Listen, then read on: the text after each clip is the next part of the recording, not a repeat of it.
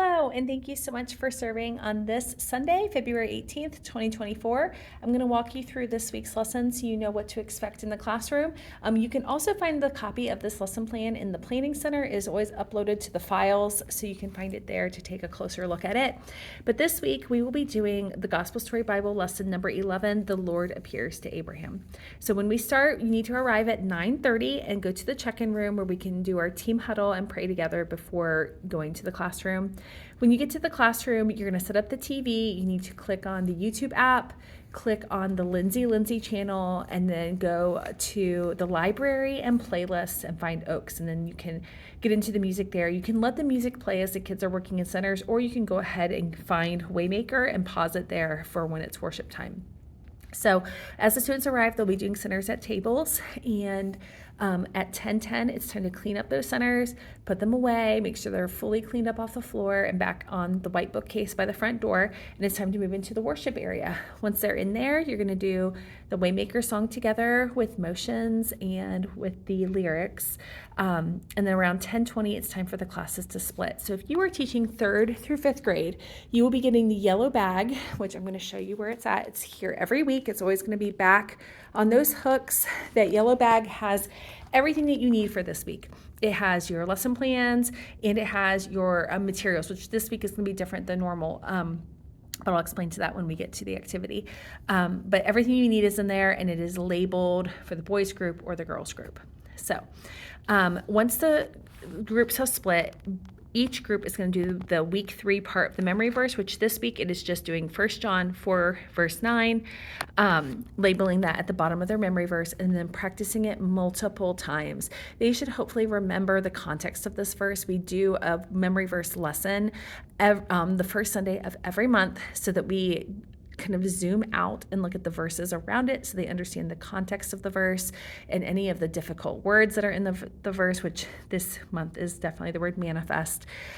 So they should already hopefully have an understanding, but you can ask them questions about it as they're practicing memorizing it. And then you're going to move into prayer time, which we've been following the Tacos prayer strategy since August. If you are upstairs, it is on the wall. If you are downstairs, it's also on the wall by the windows. You can see it over there. And I also have it on the board here. So downstairs, you could write down 2 to 3 examples for each area, except for confession. We ask that you just keep that as simple as sin. Sin is thinking that our way is better than God's.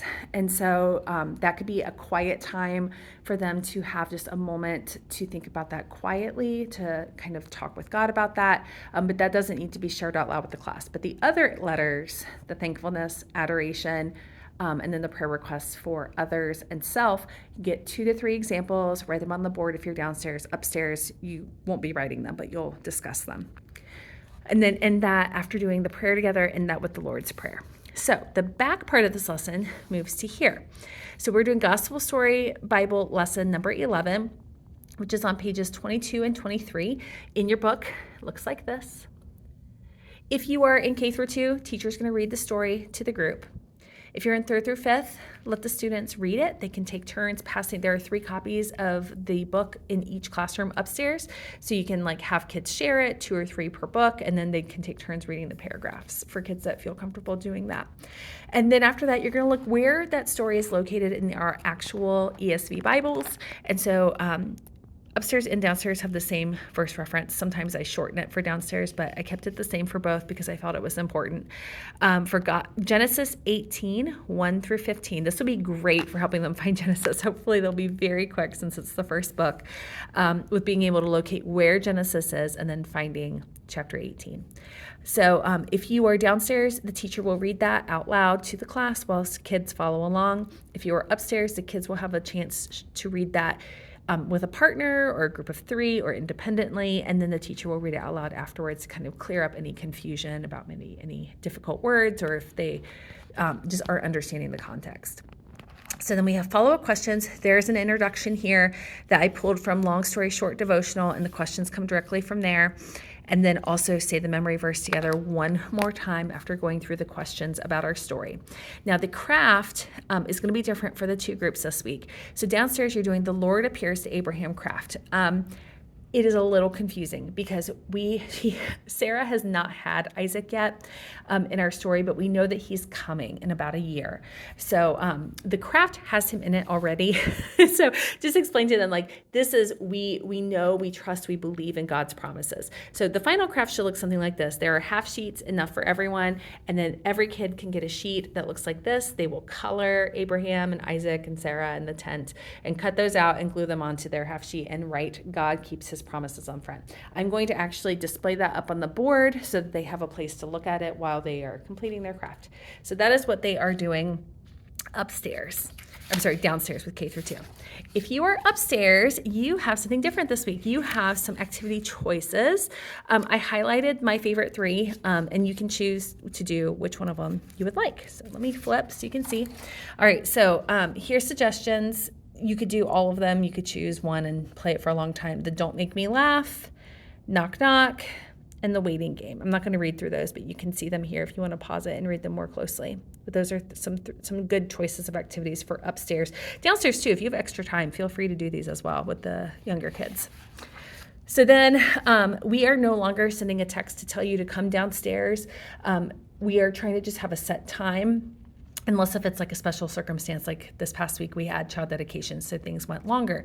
But this, in general, at 11:10, 3rd through 5th graders need to go ahead and dismiss from the upstairs and come downstairs. And that should be the case for this week. If for some reason the sermon is over before 11:10, then you will receive a text to come down. But otherwise, do plan on just dismissing yourself and walking back downstairs at 11:10. So at dismissal time, I ask that we follow the procedure of having all of the kids clean up when the 3rd through 5th graders have arrived back downstairs.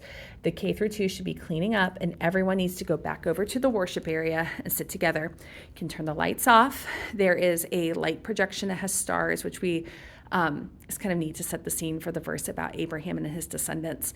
So we turn the lights off, we turn on the star projector, and we let them watch a video about Abraham while we are doing dismissal. That way they are occupied, but they're still able to listen, and it feels calm while you are trying to make sure kids are getting to their families to head home for the day.